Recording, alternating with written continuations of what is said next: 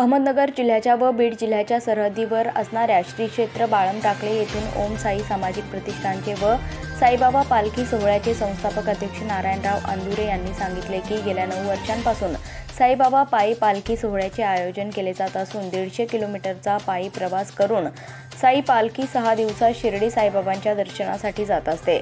आज दिनांक 15 मार्च रोजी सकाळी 10 वाजता पायी पालखीचे वाजत गाजत प्रस्थान शिर्डीच्या दिशेने करण्यात आले असून सकाळी पालखीची महापूजा सुदामराव शिंदे तर दुपारची महाआरती सरपंच रामजी बामदळे व पत्नी सुनंदा बामदळे यांच्या हस्ते तर ग्रामपंचायत सदस्य विठ्ठल देशमुख यांच्या हस्ते साईधाम येथील साई मंदिरात करण्यात आली।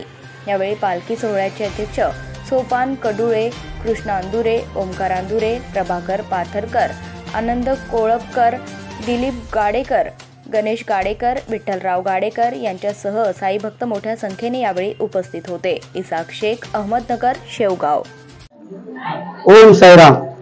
ओम साई सामाजिक प्रतिष्ठान आयोजित श्री साईबाबा पायी पालखी सोहळा हा गेली 9 वर्षापासून शिर्डी येथे जात आहे आणि त्यासाठी गावातील समाज बांधवांनी यांनी सरांनी आम्हाला मदत केली आहे आणि आपल्या पालखी बरोबर महिला भगिनी ज्यादा असतात। चकलांबा, गेवरे, औरंगाबाद, शिरूर, कासार, बाळम टाकळे हे सगळे तिकडचे लोक असतात आणि वाटावी सगळी व्यवस्था ठिकठिकाणी व्यवस्था केलेली असते। शिर्डीपर्यंत एकूण 6 दिवसाचा प्रवास असतो।